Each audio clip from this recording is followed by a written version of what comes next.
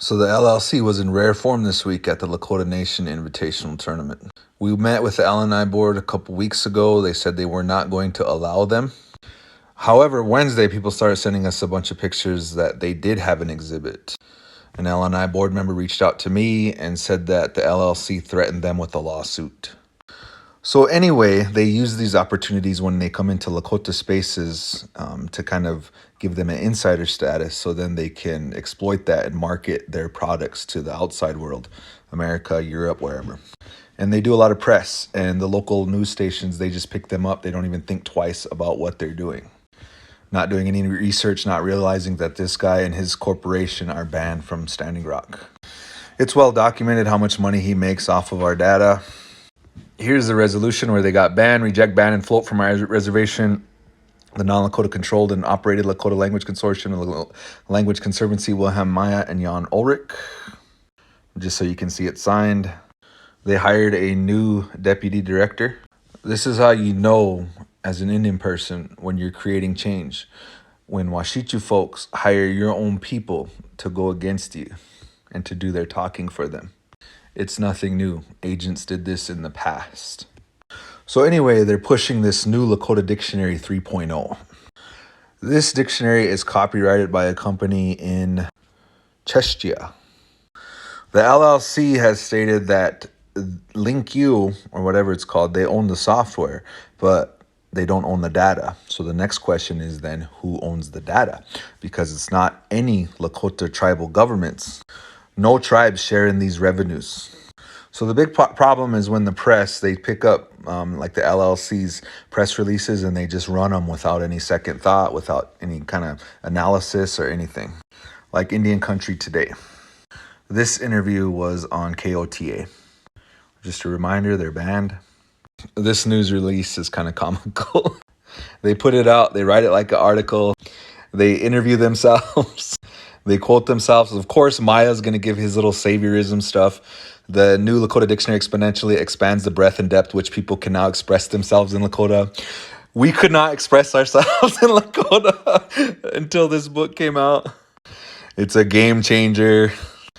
The LLC is leading the way to revitalize the Lakota language. No, they're not. They're not located on any of our Lakota-speaking tribal grounds, unless they're listing their deputy director's house now as some sort of thing. But they're located in Bloomington, Indiana. All they do is these little language weekends.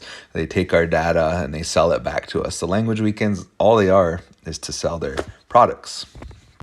They're not creating any systemic change, nothing. Stay tuned for part 2.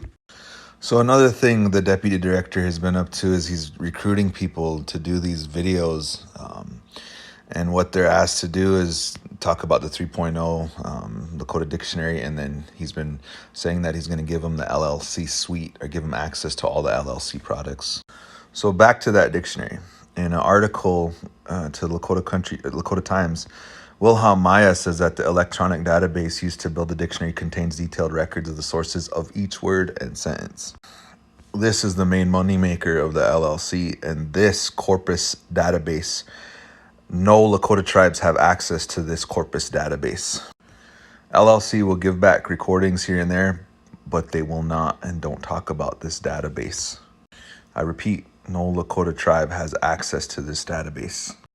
So Standing Rock helped to fund the initial New Lakota Dictionary.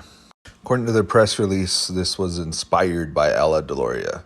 What happened was they took Indiana University's dictionaries and different things. They also took it from Colorado. So if you look, just pause to read that. This is one of their dictionary entries, word for word, plagiarism. So with their newest press release saying that it comes from the Deloria collection and then this kind of stuff from Colorado and Indiana could just straight up write a cease and desist letter and put a stop to all this madness. But now the quality of their dictionary. Their dictionary was compiled by this guy, Jan Ulrich. He's a hobbyist from the Czech Republic. He gave himself the name Crazy Buffalo. Check that documentary out. Elders had problems with it. They said that the contributor is not identified. The new Lakota Dictionary should do the same, as we would know who of the consultants and advisors speak broken Lakota. So the problem with this new 3.0 is, first of all, they're banned. No tribes receive any of the revenues.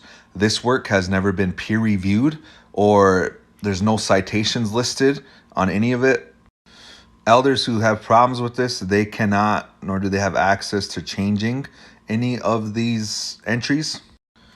The check copy has the final say in what goes in there.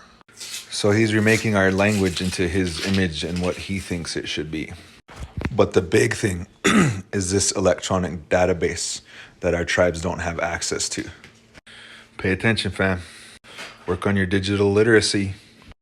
Question and look critically at all that's happening right now. Because this is some real Iktomi-ish, man. Don't get caught dancing with your eyes closed.